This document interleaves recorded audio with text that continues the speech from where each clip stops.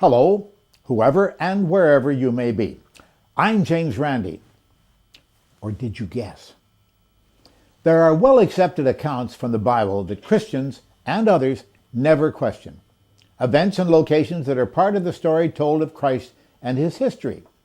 One such is the account in John 1 of the birth of Christ in the lower Galilee town of Nazareth.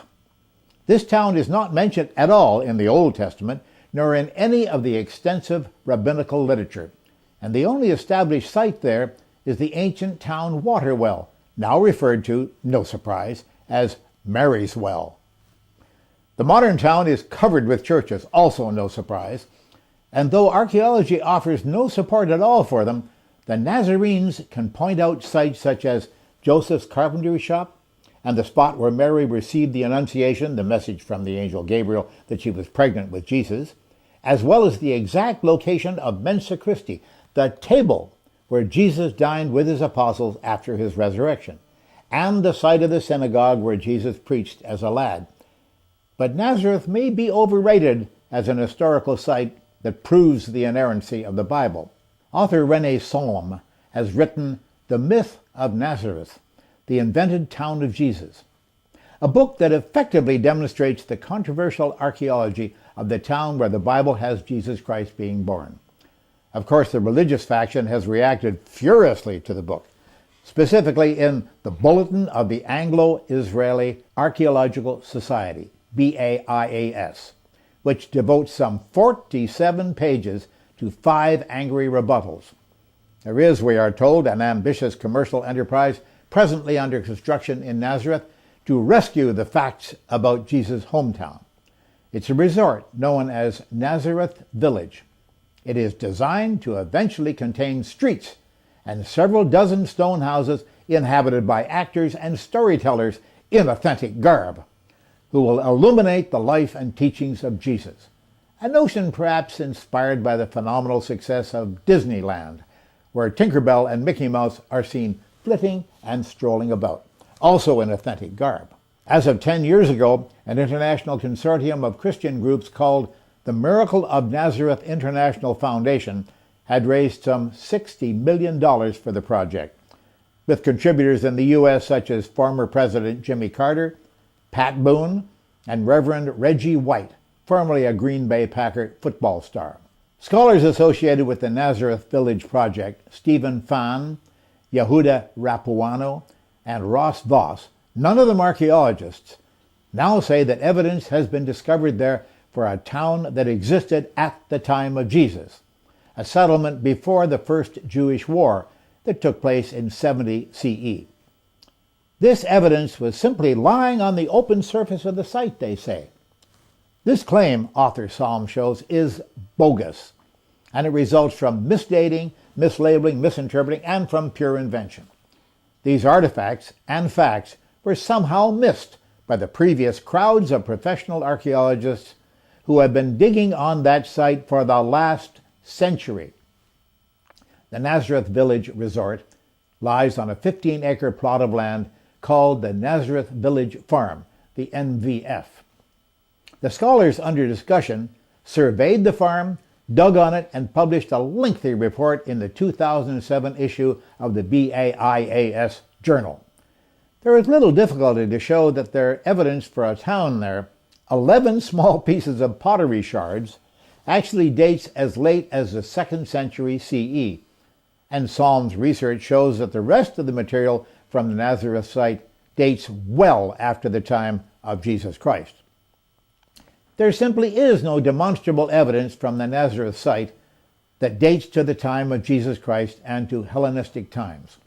In fact, one awkward fact after the other stands in the way of such a claim. For example, the Church of the Annunciation at Nazareth, the largest Christian structure in the Middle East, is a primary destination of Christian pilgrims to the Holy Land, of course. It is there that the faithful believe Mary received the Annunciation from the Archangel Gabriel at her home, but the existence of a number of tombs directly under the structure, firmly established by archaeologists, is just impossible, since, for the faithful, tombs have no place under such a structure. According to Jewish religious law, Jews cannot live in the vicinity of tombs, which are a prime source of ritual impurity. So the ancient commentary on Jewish law mandates that tombs must be located outside of the village proper. Thus, tombs under the house of Mary are denied by the tradition. These post-Iron Age tombs are also post-Jesus, Middle Roman and later, and the wealth of pottery found in them is also later. Consider continuing pilgrimage to Nazareth, which fortifies the convictions of the true believer while supporting the community financially, depends on the sanctity and the reputation of the site. As author Psalm points out, perhaps the entire Jesus story depends on it too. He also tells us not to be too surprised if remarkable finds at Nazareth conveniently appear in the next few years, finds that substantiate a settlement there at the time of Christ. To fit the demands of the Christian tradition, the upcoming material will have to be early and non-funereal. And just recently, as if Psalm himself had prophetic powers, the NVF now reports that a cache of Hellenistic and early Roman coins has recently been found at Mary's Well, at the northern end of the Nazareth Basin.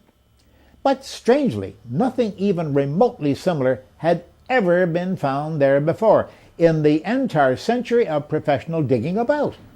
A cache of Hellenistic and early Roman coins, a bonanza for any archaeologist, is exactly the sort of evidence which the believers need in order to decide the matter in their favor. But the earliest coin found there dates to about 350 CE. In fact, a 2006 report from the Israeli Antiquities Authority, signed by the archaeologists who dug at the Mary's Well site, mentions no early coins at all, when coins found in wells are very frequent discoveries. The only datable coins she found there were from the 14th and 15th centuries after Jesus. The facts are that no demonstrable evidence dating either to the time of Jesus or to earlier Hellenistic times has been found at Nazareth. It is a late Roman Byzantine village, not a mythical settlement at the turn of the era. As author Psalm says, that question has already been answered, and answered convincingly. Here we have a parallel with the situation re-evidenced for the parapsychological miracles. For generations, the believers who support the Nazareth myth have been defending their case by demanding, "Prove me wrong."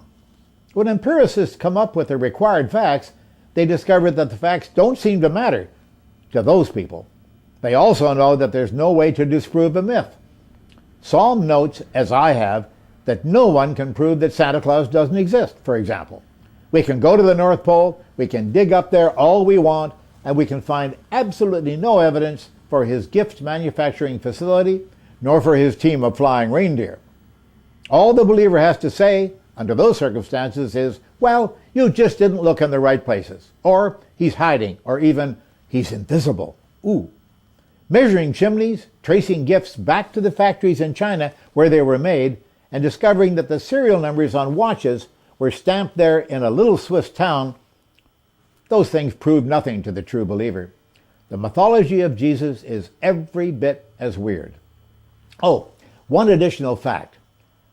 There are the so-called venerated sites at which the various Franciscan pseudo-archaeologists have been digging for the last century or so. They were situated where they are to make them fit, as much as could be done, the requirements of the Gospel's description.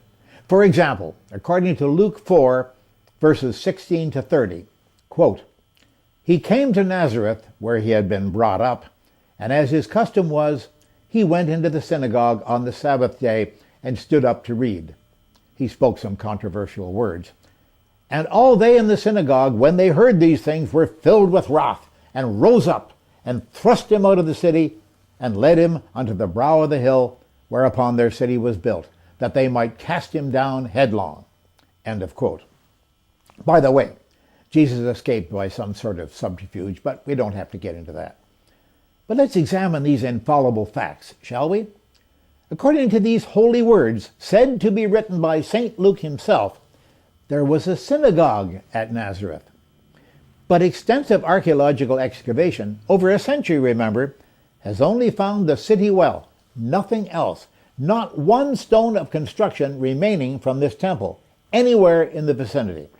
Also, there is no Nazareth Hill, thus no brow of the hill, nor cliff exists, or existed, within the last 100,000 years. There is no such elevation, nor is there any reasonable place where such a cliff could have existed. The bare fact is that no evidence of buildings or cliffs of any kind dating to the turn of the era has ever been found at these venerated sites. The tourists are barking up the wrong tree. St. Luke, and thus the inerrant Bible, was plainly, demonstrably dead wrong. Shall we also question the rest of the Holy Bible? Yes, I think so. We thank you for watching this latest episode of James Randi Speaks. For more of James Randi and the Educational Foundation, make sure you visit randi.org.